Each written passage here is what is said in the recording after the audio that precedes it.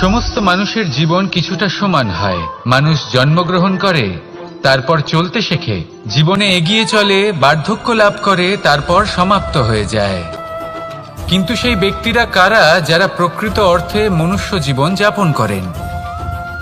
এনারা হলেন সেই ব্যক্তি যারা পড়ে গেলেও আবার উঠে দাঁড়ানোর চেষ্টা করেন, নিজের ভেঙে পড়া অস্তিত্বকে আগলে নিয়ে আবার একটা আকার দেবার চেষ্টা করেন, ভগ্ন আশাকে আবার একটা নতুন দিশা দেন। অসফল হওয়ার পরেও থামেন না, আবার এগোতে থাকেন। অসফল হওয়ার পরে যদি আপনি থেমে যান তাহলে সাফল্য আপনার সামনে অপেক্ষা করে, কিন্তু আপনি তা দেখতে পান না। তাই জীবনের সংঘর্ষে অংশগ্রহণ করতে শিখুন, জীবনের সংঘর্ষ থেকে পালাবেন না। আসুন আমার সাথে ভালোবেসে বলুন, রাধা রাধা। একবার একটা শেয়াল বনে বিচরণ করছিল। ও একটা ছোট্ট শাবক দেখতে পেল। ও ভাবল, আজ একেই আমি খাবার হিসেবে গ্রহণ করব। আশেপাশে দেখলো কেউ দেখছে না, তো কেউ ছিল না, আর সেই শাবকের ওপর আক্রমণ করল, যা হলো একটা ঘোর অপরাধ। বনের নিয়ম অনুসারে আপনি কখনোই শাবকের ওপর আক্রমণ করতে পারেন না। তারপর এই খবরটা যখন রাজা সিংহ জানতে পারলেন, সভার আয়োজন করলেন। কিন্তু সেখানে শেয়াল বলল, আমি তো এরকম কিছু করিনি। কিন্তু যদি আপনি এরকম বলেন, কোনো প্রমাণ দিন, এর কোনো সাক্ষী আছে? তখন রাজা সিংহ পেঁচাকে ডেকে পাঠালেন, যে সেই মুহূর্তে বৃক্ষের শাখার ওপর বসেছিল। সে সব কিছু দেখেছিল। পেঁচা সব সত্যি কথা বলল, আর শেয়ালকে মৃত্যুদণ্ড দেয়া হলো। এবার এই কাহিনী আমি আপনাকে কেন শোনালাম? কারণ মানুষও কখনো কখনো এরকম কর্ম করেন যা শিয়াল করেছে। এটা ভাবেন কেউ দেখছে না, যখন আমি অনুচিত কর্ম করতেই পারি। কিন্তু না, আপনি যাই করুন না কেন, কেউ না কেউ অবশ্যই তা দেখছে। কোনো ব্যক্তি না হলেও কোনো প্রাণী, না হলে কোনো যক্ষ বা দেব বা প্রেত। যদি এনারা কেউ না দেখেন, তাহলে ধরিত্রী মাতা দেখেন, যেখানে দাঁড়িয়ে আপনি সেই কর্ম করছেন, তাই না? তাই একটা কথা সবসময় মনে রাখবেন, কে দেখছেন কে দেখছেন না সেই বিষয়ে ভাবা ছেড়ে দিন। এটা খুব সহজ কথা। আপনি যদি উচিত কর্ম করেন, উচিত ফল পাবেন। যদি অনুচিত কর্ম করেন, তাহলে আপনি অনুচিত ফল অবশ্যই পাবেন। সেই জন্য উচিত পথে চলতে থাকুন, উচিত কর্ম করতে থাকুন, আর আমার সাথে ভালোবেসে বলুন, রাধা রাধা।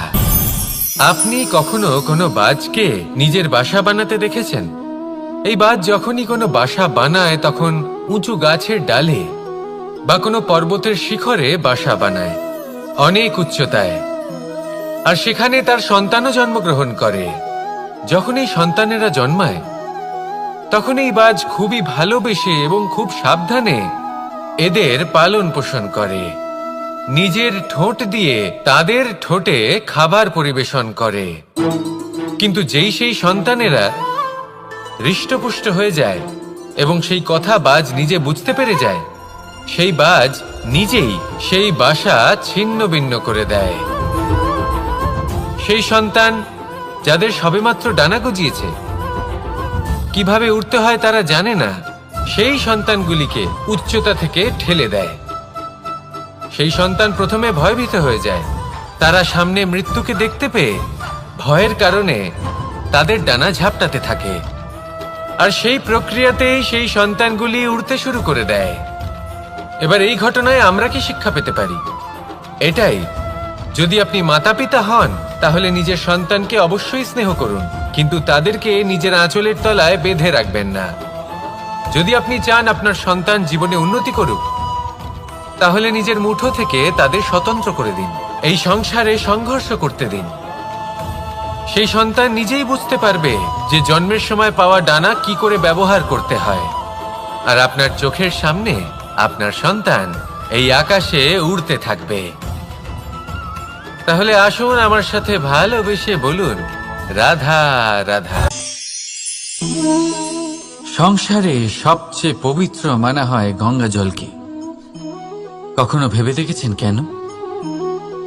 কারণ গঙ্গা জলের আবির্ভাব অত্যন্ত শুদ্ধ হয়, তার জন্ম শুদ্ধ হয়, যেখান থেকে তার শুরু সেটাই শুদ্ধ হয়। আর শুরুটা শুদ্ধ হওয়া অত্যন্ত আবশ্যক। আমাদের জীবনে সবই শুরু হয় আমাদের ভাবনা থেকে। নিজের ভাবনাকে শুদ্ধ রাখুন, কারণ এই ভাবনা থেকেই আবির্ভাব হয় শব্দের। আপনার সব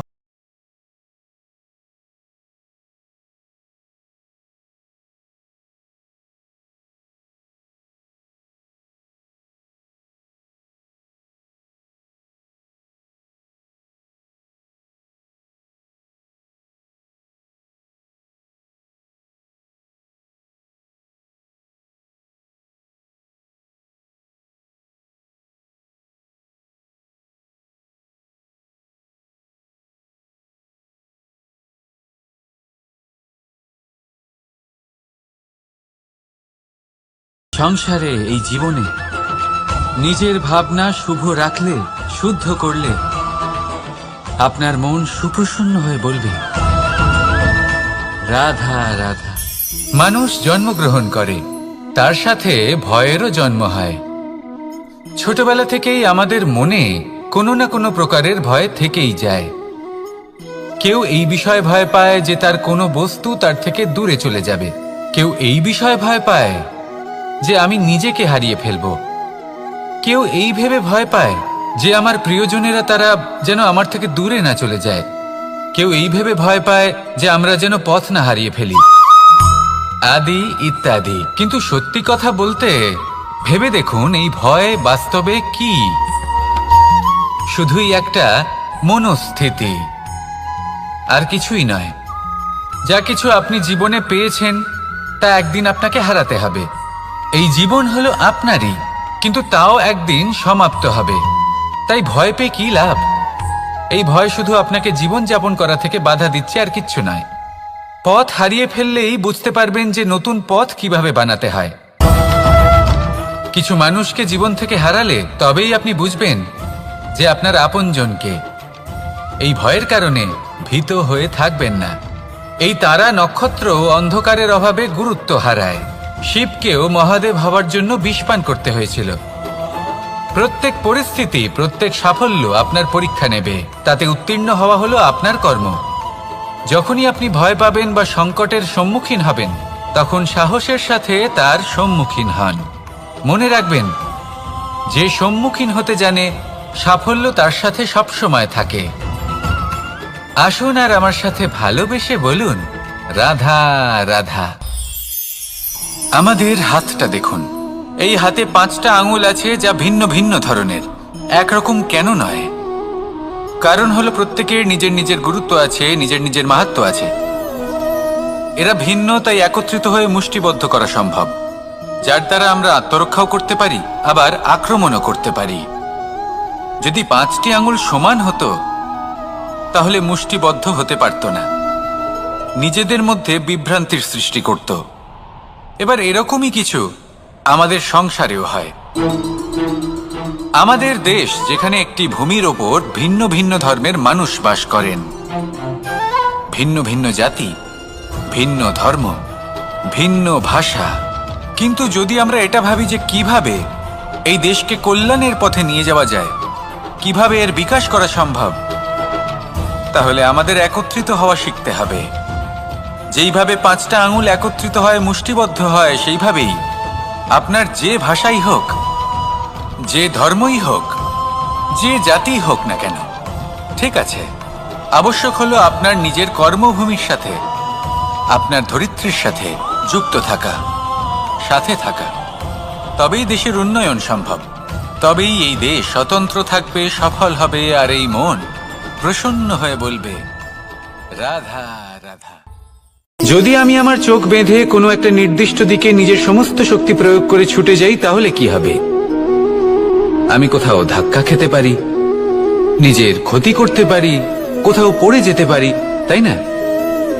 অর্থাৎ এটা নিশ্চিত এই কাজ আমার করা উচিত নয়। কিন্তু আজকের দিনে প্রত্যেকটা মানুষ এই কাজই করছেন, তাই না? কোনো কাজ করার পূর্বে সেই কাজের বিষয়ে সম্পূর্ণ তথ্য কোথায় সংগ্রহ করছেন? শুধু এটুকু জানেন যে এই কাজটা করলে কত ধন অর্জন করবেন আর কত নাম হবে, আর ব্যাস সামনে এগিয়ে যান। এটা উচিত নয়। পূর্ণরূপে যে কোনো কাজ করার আগেই সেই কাজের বিশ্লেষণ করে নেওয়া উচিত, তা বুঝে নেওয়া উচিত এবং সেই বিষয়ে অবশ্যই খেয়াল রাখা উচিত যে আপনার শরীর এবং আপনার মন এই কাজ করার জন্য কি প্রস্তুত রয়েছে। যদি তা না হয় তাহলে প্রথমে নিজেকে শুধরে নিন, তারপরে সেই কাজ করুন। যদি এইভাবে জীবনে সামনে এগোন তাহলে সাফল্যের সম্ভাবনা জীবনে অনেক বেশি বেড়ে যাবে। তাহলে এটাই করুন আর আমার সাথে ভালোবেসে বলুন, রাধা রাধা। এই সংসারে সাফল্য লাভ করার জন্য জ্ঞানের প্রয়োজন হয়, পরিশ্রমের প্রয়োজন হয়, দৃঢ় নিষ্ঠার প্রয়োজন হয়, নিরন্তর চেষ্টা করা প্রয়োজনীয়। কিন্তু আরো কিছু আছে যা অত্যন্ত প্রয়োজনীয় এবং গুরুত্বপূর্ণ। তা হলো ভালো বন্ধু। তাদের থাকা অত্যন্ত প্রয়োজনীয়। যদি ভালো বন্ধু থাকে তাহলে সময় এলে তারা ঢাল হয়ে আপনাকে সুরক্ষা করবেন। সময় এলে অস্ত্রের মতো শত্রুকে সংহারও করবেন। যদি তিনি জ্ঞানী হন, তাদের মধ্যে সদ্গুণ থাকে, তাহলে এই সব গুণ আপনার মধ্যেও প্রবেশ করবে। তাহলে সাফল্যের জন্য ভালো বন্ধু পাওয়া অত্যন্ত প্রয়োজনীয়। কিন্তু শুধু বন্ধু কেন, ভালো শত্রুও থাকা প্রয়োজনীয়। এবার আপনি ভাববেন, এ আমি কি বললাম? যদি আপনার জীবনেও ভালো অর্থাৎ শক্তিশালী শত্রু থাকে তাহলে আপনিও শক্তিশালী হতে থাকবেন। এই শত্রু আপনাকে প্রেরিত করবে আরো বেশি শক্তিশালী হয়ে ওঠার। কখনো কোনো হরিণকে দেখুন, তীব্র গতিতে দৌড়তে থাকে। কেন তীব্র গতিতে দৌড়য়? এই কারণে নয় যে কোথাও তার জন্য মধুর ঘাস অপেক্ষা করে রয়েছে, না। সে এই কারণে তীব্র গতিতে দৌড়য় কারণ সেটা না করলে তার পেছনে একটি সিংহ আছে যে ওকে নিজের ভোজন করে ফেলবে। তাই জীবনে বিপদ, সংকট এই সবকিছুও হলো অত্যন্ত গুরুত্বপূর্ণ। তার সম্মুখীন হতে শিখুন আর আমার সাথে ভালোবেসে বলুন, রাধা রাধা রাধা।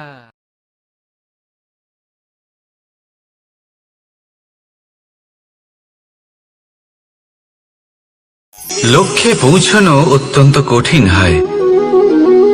কেউ ভাবেন যে কেন এত কঠিন হয়, কেন এত কষ্ট করতে হয় লক্ষ্যে পৌঁছানোর জন্য। এই লক্ষ্য সরলভাবে কেন আমার কাছে চলে আসে না? চলুন আপনাকে একটা কথা বলি, যদি আপনার লক্ষ্য কঠিন না হয় তাহলে তাকে পাওয়া আপনার পক্ষে অসম্ভব হয়ে উঠবে। লক্ষ্যে পৌঁছানোর এই রাস্তায় আপনি যে কড়া রোদের সম্মুখীন হন, যার থেকে আপনি দূরে পালাতে চান, সেই রোদ আপনাকে প্রেরণা যোগায় যে আপনি এগোতে থাকুন। ভাবুন একজন যাত্রী যে কিনা নিজের লক্ষ্যের দিকে যাচ্ছেন, সেই পথে উনি যদি একটু ছায়া পেয়ে যান আর উনি ওখানে বিশ্রাম নেন, তাহলে তার সাথে তার ভাগ্য গভীর নিদ্রায় সেখানে বিলীন হয়ে যায়। তাই পরিশ্রমের কড়া রোদের থেকে কখনো দূরে পালাবেন না। জীবনে শুধু সামনে এগোতে থাকুন দৃঢ়তার সাথে। আর লক্ষ্য সরল হোক, কঠিন হোক বা অত্যাধিক কঠিন হোক, একটা কথা মনে রাখবেন, যে জীবনের লক্ষ্যে পৌঁছতে পেরেছে সে লক্ষ্য প্রাপ্তির জন্য আফসোস কখনোই করে না। রাধা রাধা। ধৈর্য, এই ধৈর্য কি কোনো গুণ, কোনো অনুভূতি, কোনো দৃষ্টিভঙ্গি? আমার জন্য ধৈর্য এক বাহন। আপনি হয়তো ভাবছেন, এই কেমন বাহন? বাহন তো ঘোড়া হতে পারে, হাতি হতে পারে, উটও হতে পারে, কিন্তু ধৈর্যকে বাহন বানানো মানে?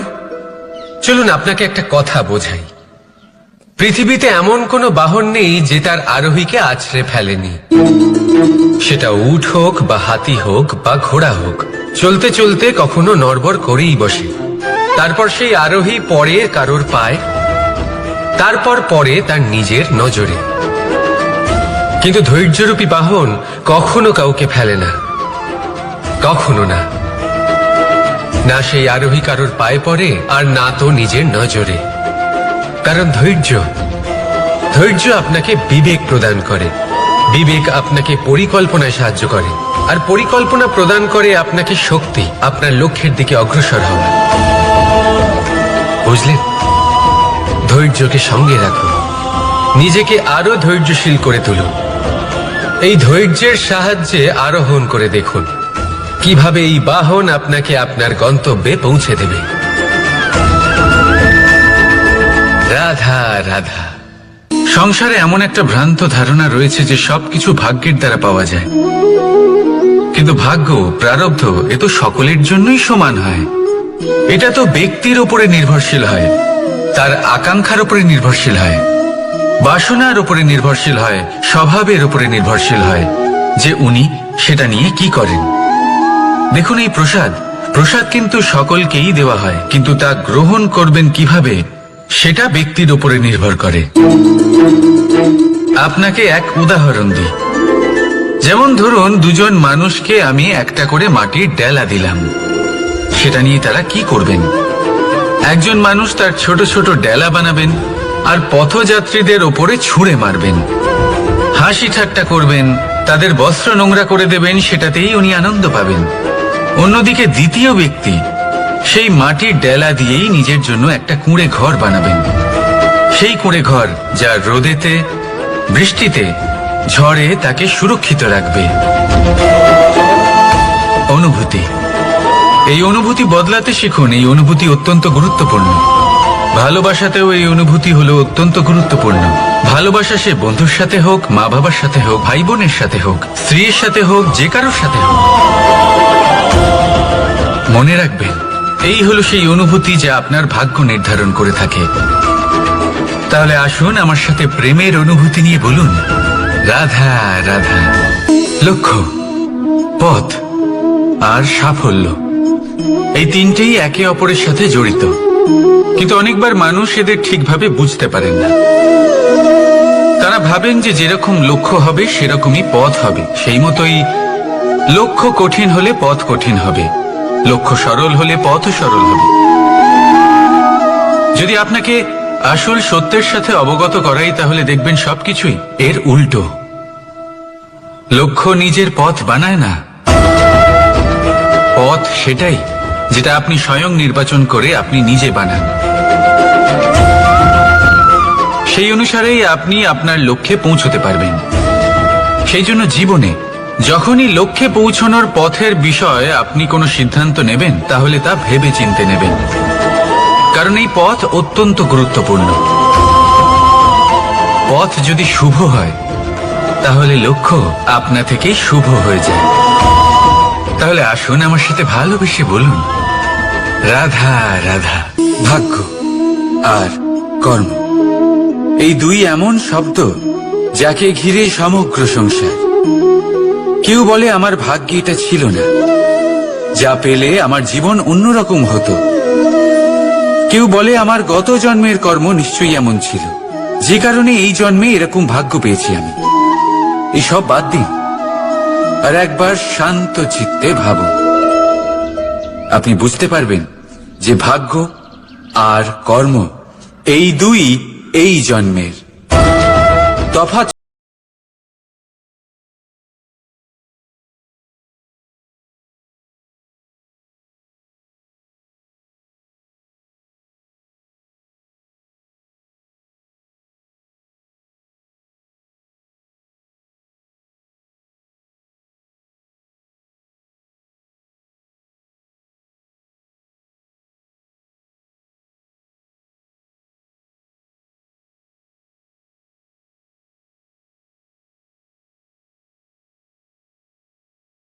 করে। রাধা রাধা নাম কত সাধারণ একটা বিষয়। প্রত্যেক মানুষ যে জন্ম নেয় তাকে একটা নাম দেওয়া হয়, যা সে পেয়ে থাকে তার মাতা পিতার দ্বারা, না হলে তার গুরুর দ্বারা, বা কোনো আত্মীয়ের দ্বারা, বা কোনো কাছের মানুষের দ্বারা। এই নামের সাথেই সে আস্তে আস্তে বেড়ে ওঠে। কিন্তু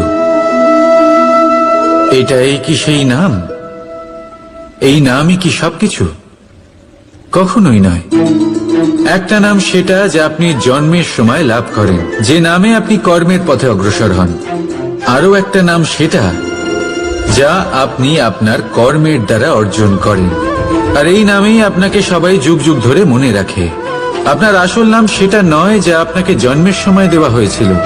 আপনার আসল নাম সেটা যেটা আপনি আপনার কর্ম দ্বারা লাভ করেছেন, কারণ সেই লাভের পেছনে প্রচুর প্রয়াস লুকিয়ে থাকে, অনেক পরিশ্রম লুকিয়ে থাকে।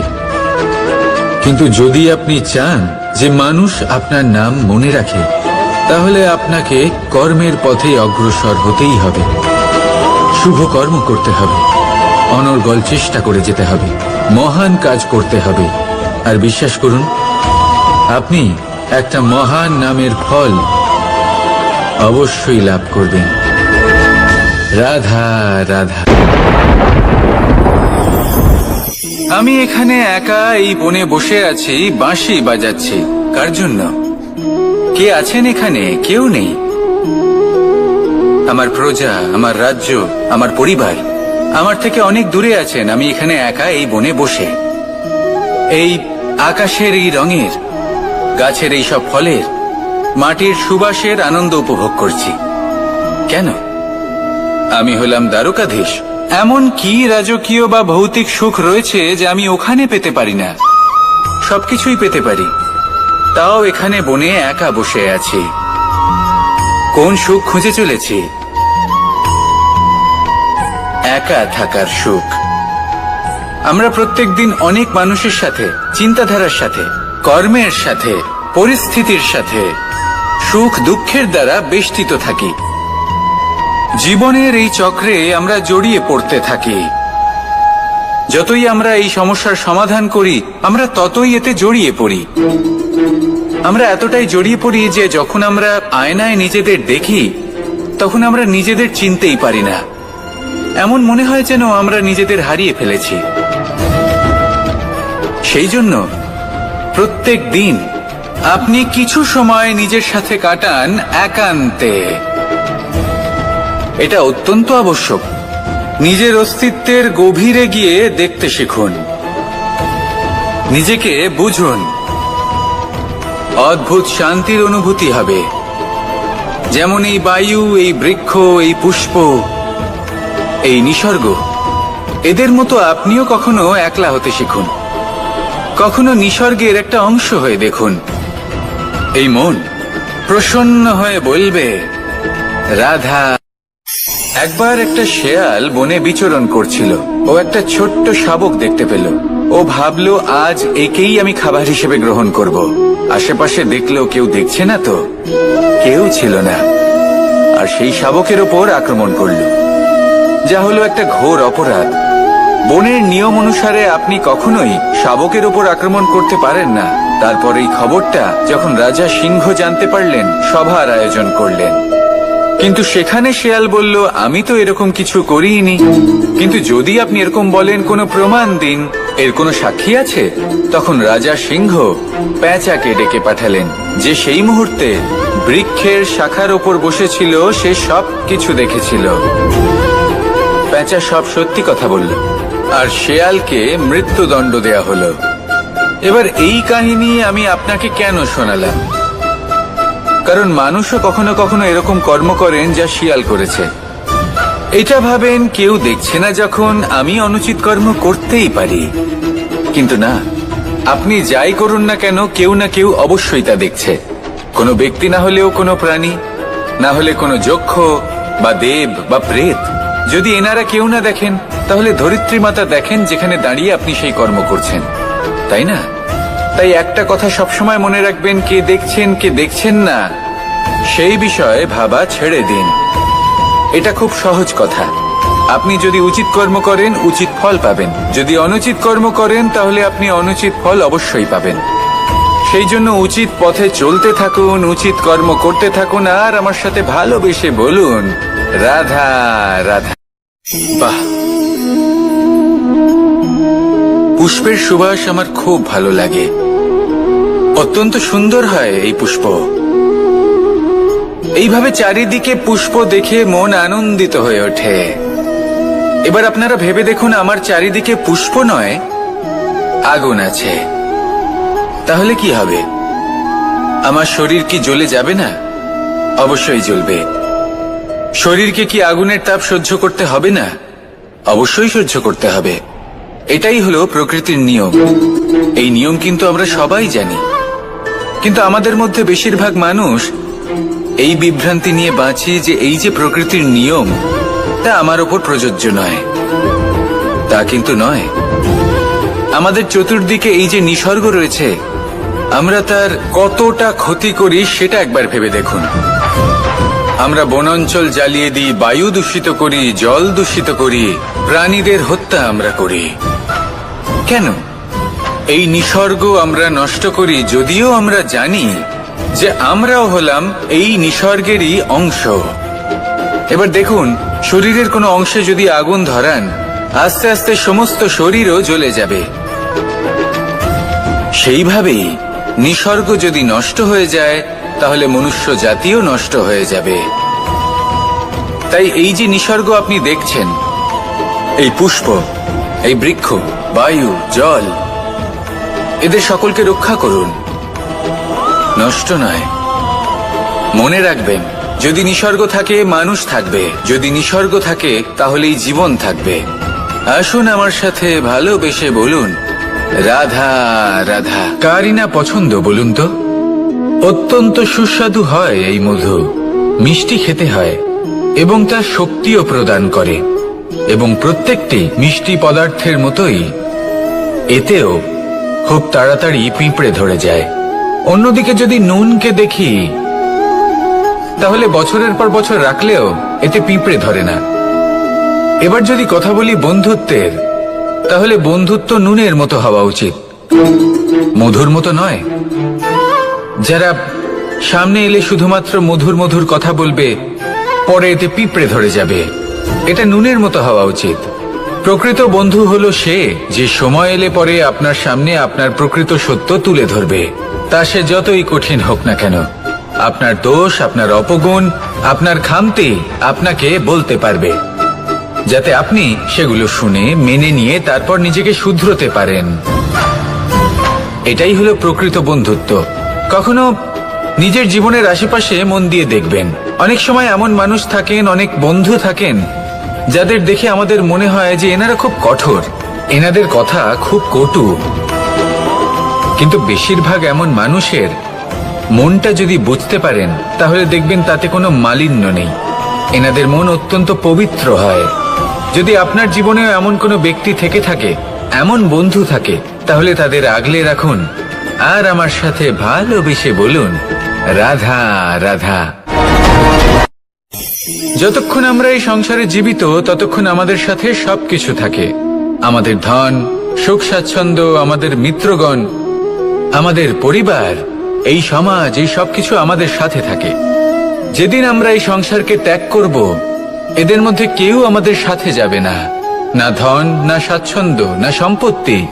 এই সকল মানুষ, এই সমাজ, এরা শুধুমাত্রই শ্মশান পর্যন্ত আমাদের সাথে থাকতে পারবেন। তারপরে যদি আমাদের সাথে কিছু যেতে পারে, তাহলে তা শুধুই আমাদের ধর্ম। আর এই সংসারে আমরা নিজেদের যে সুনাম রেখে যাই, সেটা সম্ভব শুধুমাত্র কর্মের দ্বারা। সেই জন্য সংসারে যতদিন পর্যন্ত জীবিত আছেন, যদি কিছু অর্জন করতে চান, তাহলে ধর্ম অর্জন করুন, ধর্মের বিষয়ে স্পষ্টতা অর্জন করুন এবং কর্ম অর্জন করুন। এটাই হবে আপনার অতীত এবং এটাই হবে আপনার ভবিষ্যৎ, এবং এটাই সকলকে প্রেরণা প্রদান করবে। আসুন আমার সাথে ভালোবেসে বলুন, রাধা রাধা। যখনই কোনো যাত্রায় যাব বলে মনে করি, তখনই আমরা প্রস্তুত থাকি আসন্ন বিপদের জন্য বা সংকটের জন্য। যেমন যদি আমাদের মনে হয় যে আজকের পরিবেশ খুব ঠান্ডা হবে, তাহলে আমরা গরম বস্ত্র ধারণ করি বা সেটাকে সাথে নিয়ে যাই। যদি মনে হয় যে বৃষ্টি হতে পারে বা বৃষ্টি হয়ে চলেছে, আমরা দেখছি, তাহলে আমরা একটা ছাতা সাথে নিয়ে নিই। আমরা প্রস্তুত থাকতে চাই এবং এটাই উচিত, এবং সেই কারণেই আমরা যাত্রায় সাফল্য লাভ করি।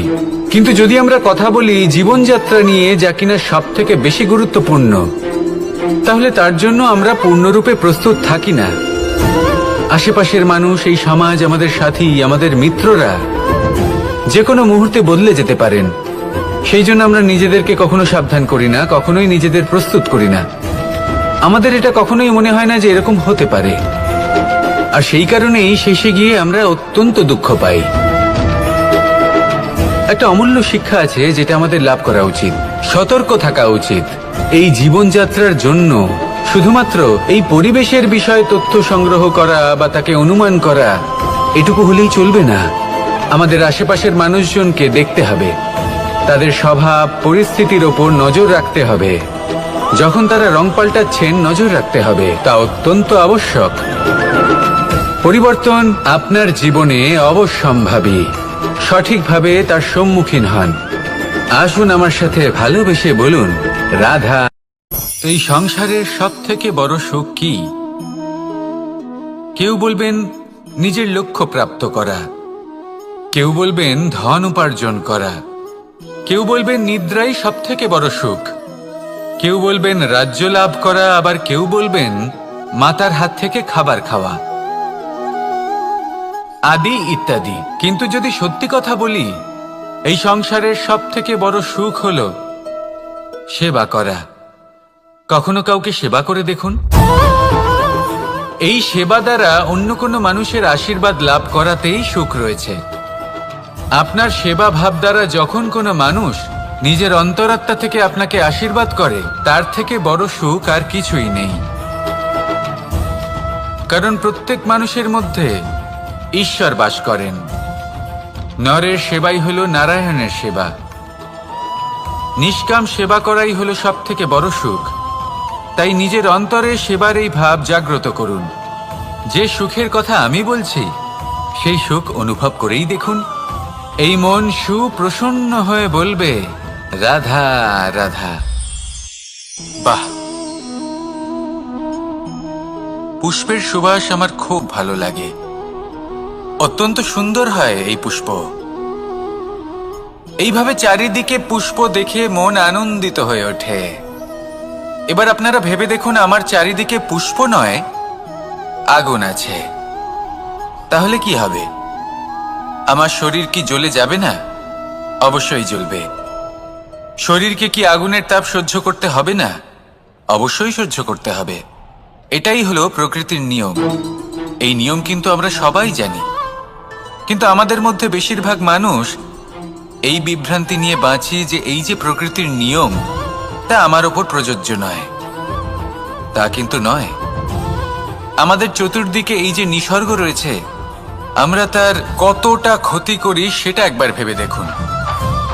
আমরা বনাঞ্চল জ্বালিয়ে দিই, বায়ু দূষিত করি, জল দূষিত করি, প্রাণীদের হত্যা আমরা করি। কেন? এই নিসর্গ আমরা নষ্ট করি, যদিও আমরা জানি যে আমরাও হলাম এই নিসর্গেরই অংশ। এবার দেখুন, শরীরের কোনো অংশে যদি আগুন ধরান, আস্তে আস্তে সমস্ত শরীরও জ্বলে যাবে। সেইভাবেই নিসর্গ যদি নষ্ট হয়ে যায়, তাহলে মনুষ্য জাতিও নষ্ট হয়ে যাবে। তাই এই যে নিসর্গ আপনি দেখছেন, এই পুষ্প, এই বৃক্ষ, বায়ু, জল, এদের সকলকে রক্ষা করুন, নষ্ট নয়। মনে রাখবেন, যদি নিসর্গ থাকে মানুষ থাকবে, যদি নিসর্গ থাকে তাহলেই জীবন থাকবে। আসুন আমার সাথে ভালোবেসে বলুন, রাধা রাধা। সমস্ত মানুষের জীবন কিছুটা সমান হয়। মানুষ জন্মগ্রহণ করে, তারপর চলতে শেখে, জীবনে এগিয়ে চলে, বার্ধক্য লাভ করে, তারপর সমাপ্ত হয়ে যায়। কিন্তু সেই ব্যক্তিরা কারা যারা প্রকৃত অর্থে মনুষ্য জীবন যাপন করেন? এনারা হলেন সেই ব্যক্তি যারা পড়ে গেলেও আবার উঠে দাঁড়ানোর চেষ্টা করেন, নিজের ভেঙে পড়া অস্তিত্বকে আগলে নিয়ে আবার একটা আকার দেওয়ার চেষ্টা করেন, ভগ্ন আশাকে আবার একটা নতুন দিশা দেন। অসফল হওয়ার পরেও থামেন না, আবার এগোতে থাকেন। অসফল হওয়ার পরে যদি আপনি থেমে যান, তাহলে সাফল্য আপনার সামনে অপেক্ষা করে, কিন্তু আপনি তা দেখতে পান না। তাই জীবনের সংঘর্ষে অংশগ্রহণ করতে শিখুন। জীবনের সংঘর্ষ থেকে পালাবেন না। আসুন আমার সাথে ভালোবেসে বলুন, রাধা রাধা। একবার একটা শেয়াল বনে বিচরণ করছিল। ও একটা ছোট্ট শাবক দেখতে পেল। ও ভাবলো, আজ একেই আমি খাবার হিসেবে গ্রহণ করব। আশেপাশে দেখলেও কেউ দেখছে না তো, কেউ ছিল না। আর সেই শাবকের ওপর আক্রমণ করলো, যা হলো একটা ঘোর অপরাধ। বনের নিয়ম অনুসারে আপনি কখনোই শাবকের ওপর আক্রমণ করতে পারেন না, তারপর এই খবরটা যখন রাজা সিংহ জানতে পারলেন, সভার আয়োজন করলেন। কিন্তু সেখানে শেয়াল বলল, আমি তো এরকম কিছু করিনি। কিন্তু যদি আপনি এরকম বলেন, কোনো প্রমাণ দিন, এর কোনো সাক্ষী আছে? তখন রাজা সিংহ পেঁচাকে ডেকে পাঠালেন, যে সেই মুহূর্তে বৃক্ষের শাখার ওপর বসেছিল, সে সব কিছু দেখেছিল। পেঁচা সব সত্যি কথা বলল, আর শেয়ালকে মৃত্যুদণ্ড দেয়া হলো। এবার এই কাহিনী আমি আপনাকে কেন শোনালাম? কারণ মানুষও কখনো কখনো এরকম কর্ম করেন যা শিয়াল করেছে। এটা ভাবেন কেউ দেখছে না, যখন আমি অনুচিত কর্ম করতেই পারি। কিন্তু না, আপনি যাই করুন না কেন, কেউ না কেউ অবশ্যই তা দেখছে। কোনো ব্যক্তি না হলেও কোনো প্রাণী, না হলে কোনো যক্ষ বা দেব বা প্রেত।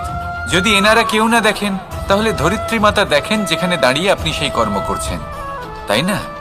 তাই একটা কথা সবসময় মনে রাখবেন, কে দেখছেন কে দেখছেন না সেই বিষয়ে ভাবা ছেড়ে দিন। এটা খুব সহজ কথা। আপনি যদি উচিত কর্ম করেন, উচিত ফল পাবেন। যদি অনুচিত কর্ম করেন, তাহলে আপনি অনুচিত ফল অবশ্যই পাবেন। সেই জন্য উচিত পথে চলতে থাকুন, উচিত কর্ম করতে থাকুন, আর আমার সাথে ভালোবেসে বলুন, রাধা রাধা। আপনি কখনো কোনো বাজকে নিজের বাসা বানাতে দেখেছেন? এই বাজ যখনই কোনো বাসা বানায়, তখন উঁচু গাছের ডালে বা কোনো পর্বতের শিখরে বাসা বানায়, অনেক উচ্চতায়। আর সেখানে তার সন্তানও জন্মগ্রহণ করে। যখন এই সন্তানেরা জন্মায়, তখন এই বাজ খুবই ভালোবেসে এবং খুব সাবধানে এদের পালন পোষণ করে। নিজের ঠোঁট দিয়ে তাদের ঠোঁটে খাবার পরিবেশন করে।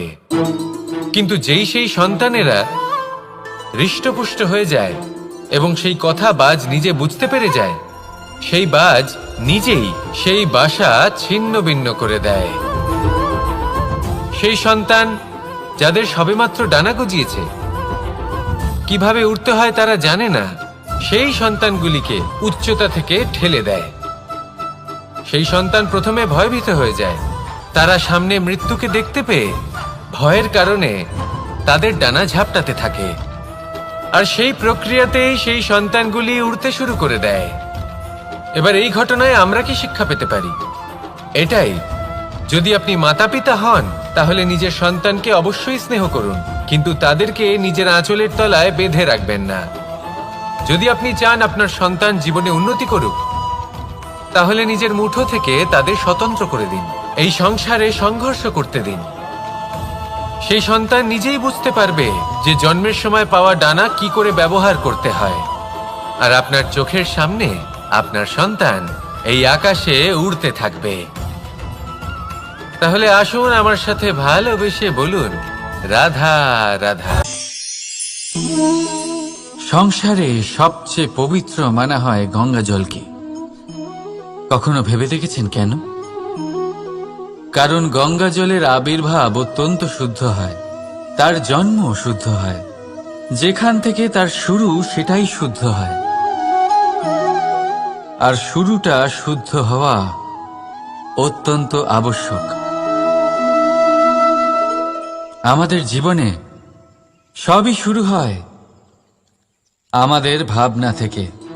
নিজের ভাবনাকে শুদ্ধ রাখুন, কারণ এই ভাবনা থেকেই আবির্ভাব হয় শব্দের।